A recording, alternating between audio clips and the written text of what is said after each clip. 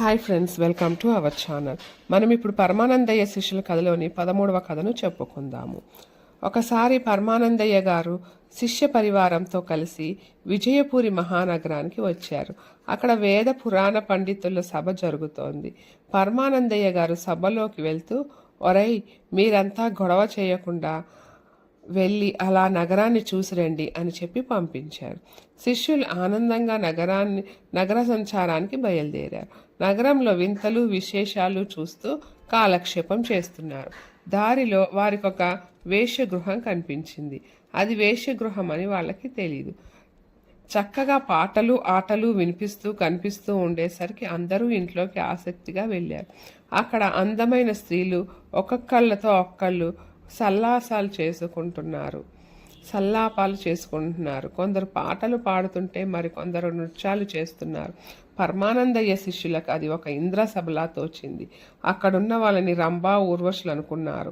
అంతలో ఒక అందమైన వేశ్య వాళ్ళ కంటపడింది. వయ్యారంగా వస్తున్న ఆమెని అలా తదేకంగా చూస్తూ ఉండిపోయాడు.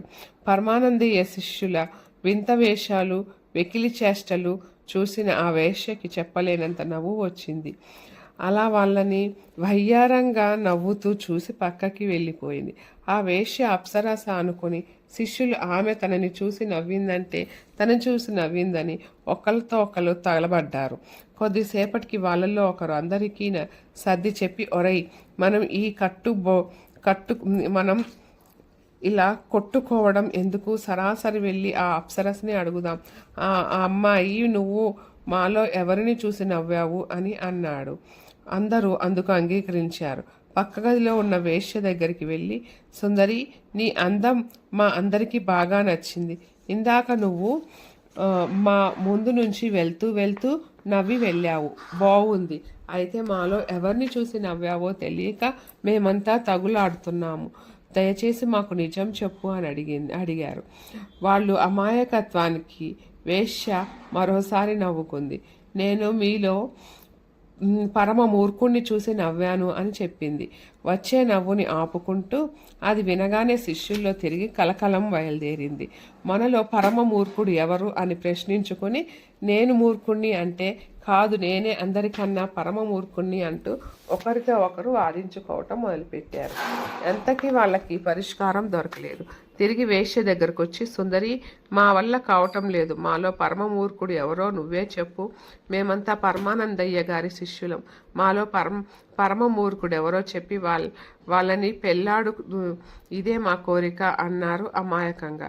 అప్పుడు ఆ వేశ్య, అయ్యా, మీలో ఎవరు పరమమూర్ఖుల్లో నాకన్నా మీ గురువుగారే బాగా చెబుతారు. వెళ్ళి ఆయన్నే అడిగి తెలుసుకోండి అని పంపించింది. ఇదేదో బాగానే ఉంది అనుకున్నారు శిష్యులు. వెంటనే అక్కడి నుంచి బయలుదేరి గురువుగారి సభా ప్రాంగణానికి చేరుకున్నారు. సరిగ్గా వీళ్ళు వచ్చేసరికి సభ ముగిసింది. పరమానందయ్య గారు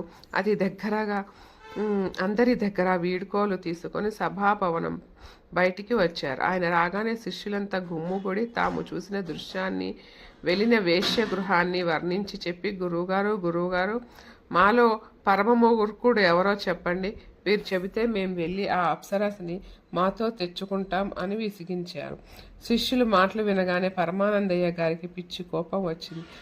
ఒరై మొద్దుల్లారా, మీరు కాదురా మూర్ఖులు, మీలాంటి వాళ్ళని శిష్యులుగా వెంటబెట్టుకొని వచ్చాను. చూడు, నేనేరా అసలైన పరమ మూర్ఖుణ్ణి. నా కర్మ కొద్దీ మీరు దాపురించారు అంటూ తల పట్టుకున్నారు.